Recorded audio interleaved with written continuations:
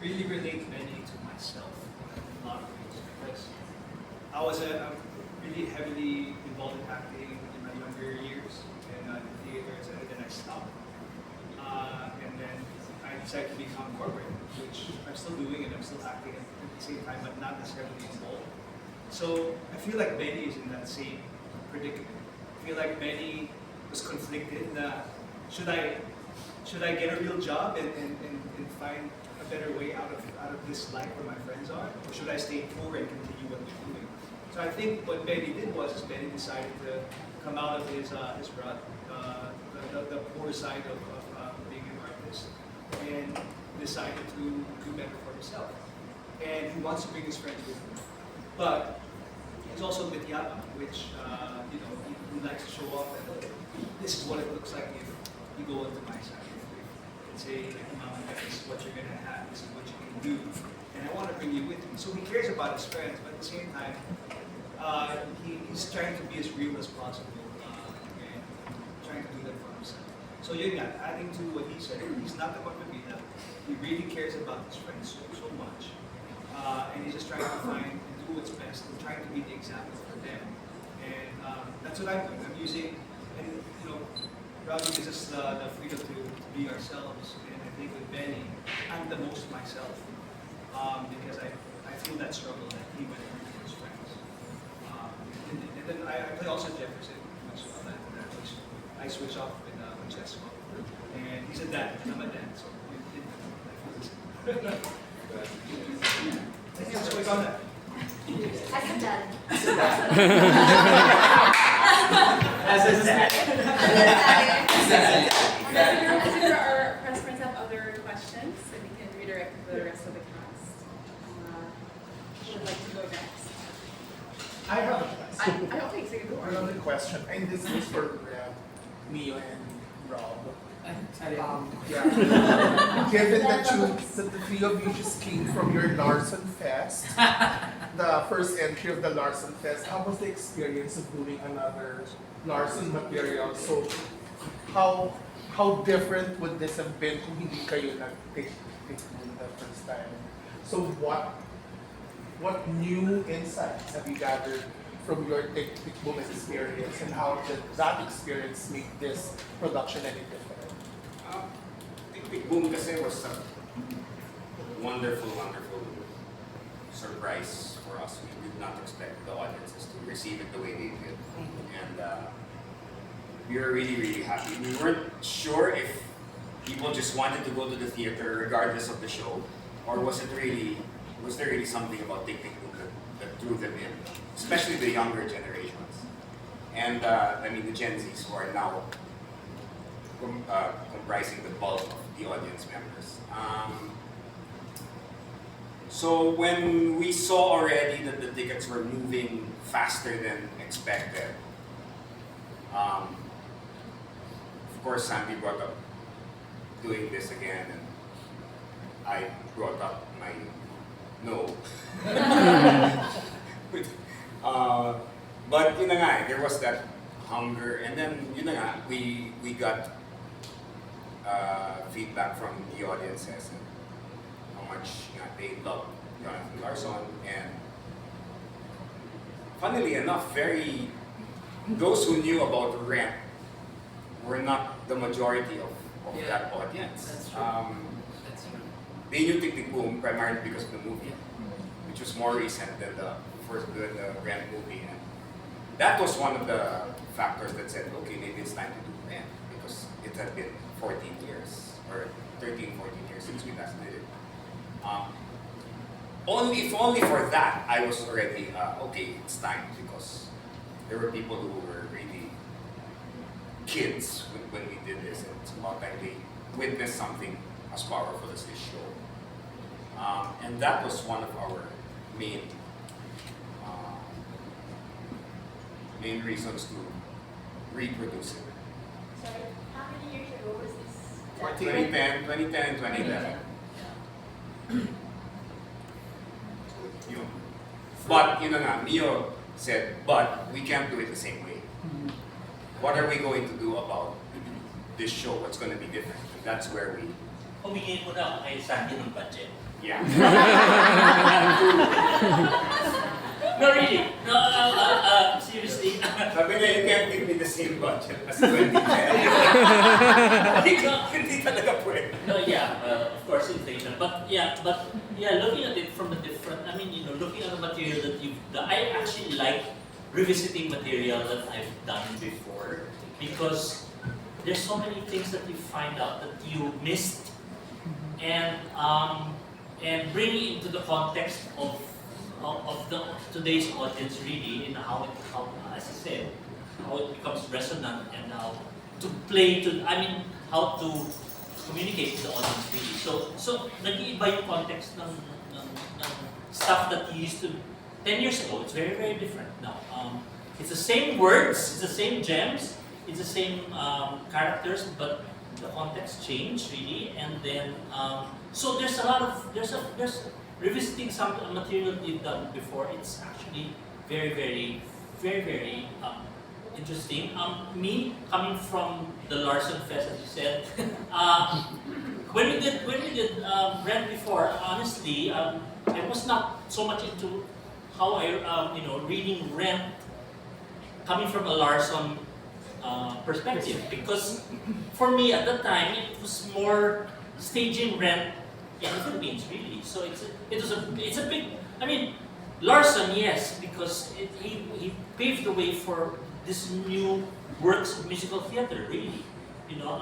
We've read on that Jonathan Larson, wanted to do the MTV popular music into the theater, whereas it was a reaction to the big mega musicals of Phantom and the Schönberg, and which is actually playing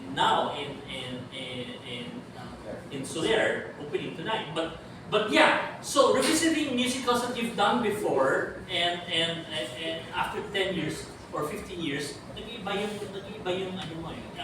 Also, having a new cast. I just wanted to, I mean, I'm designing the costumes, and it's taking me so forever because I'm looking at the rehearsals and I have to make bagay really how they do it, kasi that's their person. I mean, that's their character. And like for example, when I was looking at Marky, and earlier I said, Marky, what if you, kasi physically they're very, very different from the physicality. Of course the attack is very, very different as well. So even the way I'm choosing the costumes and designing the costumes is very, very different. Depending on what they bring to the table and what we see actually every time they do the run. So it's a lot of that. It's a lot of collaboration between that and of course when we get to the set later on, that's a whole different story. So, but it's interesting. It's interesting to do something new and revisit it, and a lot of research actually. A lot of research. It's so cool because there's no other material that you can actually have an education on stage with another composer. So Rent, and then there's Tick Tick Boom, and Tick Tick Boom is about the composer, and it's such a really cool opportunity to be able to come from the perspective of the writer and how he saw himself, and then and his thoughts in the world, and how he viewed the world as it was back then, and then he writes this. So you are invited as an actor. It's such a privilege to be invited into a world that is inhabited by the writer, and then to inhabit the world that he did write. I don't think there's any other combo that goes like that, and and for the character Mark, he's practically how Larson saw himself. So. And there are characters that are in Tick Tick Boom that are here, like the Squeegee Man is both mentioned in both things, and there's a lot of little things. Oh my God, this is the world that we find out that, oh my God, this was the world of Jonathan Larson. These are his friends that he's talking about. But like Mia, di ba doon sa yung timeline ni Jonathan Larson doon sa New Year nila, It's the same. It's the same, sabay na nangyayari. Oo. Piti yung mga ibang scene sa Tick Tick Boom, nakikita ng mga character dito nabubunggo. It's actually the Christmas of 1989 going to 1990. And that's the same time look of Tick of Tick Boom, Tick Tick right? Boom. Yeah. Yes. It's a Parang time- isang universe siya na Oo. ginawa ni Jonathan. So it's that. And he knows, you see little snippets of the characters that the other people that they encounter. So Kahit si Benny doon sa corporate ni Michael, Yes. nandun din si Benny.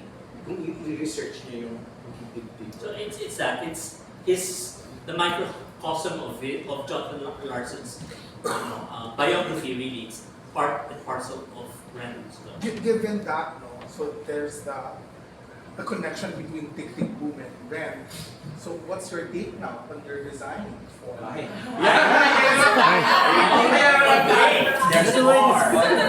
Kailangan pa bang itanong ko yun? Kasi ano nangyari, nagpa-earthquake na siya. Ano susunod? Oo. Pinati mo na ang mundo dati. Oo, doon pa sa bugo. Kami na lang. Dessert pa wala. It's a big surprise. Ay, surprise daw. Dapat daw. Don't. It's another service thing as well. I mean, it's still when I do basically when I start doing design work, I really come up, especially if it's a musical, go back to the music talaga. Go back to the music because that informs the entire thing. Really, so it goes back to it's a musical. It goes back to that. So it's that informs, of course, the different locales and action that happens. But yeah, it's really the music of Jonathan Larson. But in terms of design, pwede naman siya paglaruan, ano? Or meron talagang strict na... No. Wala naman. Yeah, this is non-replica. Okay. Non-replica meaning it's the design is not licensed. Okay. So it's an original design. Yeah. Can I add to that? I'm not gonna give away anything. Quiet.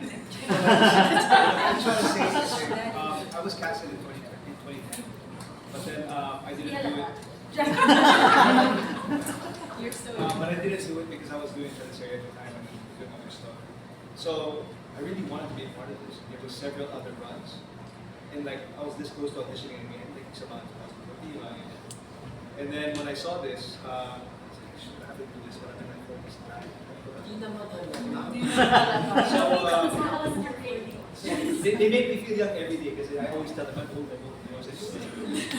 know, but yeah, so when I got a part of this and then I saw what they're doing with the set, when I saw how yeah.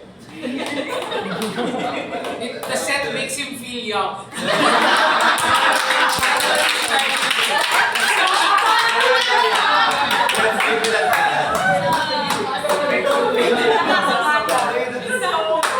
Oh my What God. I'm saying is that this is something that I'm so happy to be a part of this one, this version. And it's just there's not just different stuff or whatever, exciting things that you will see when you see it. I'm happy to be a part of that. Maybe that's why God made me say no to that one and be a part of this one.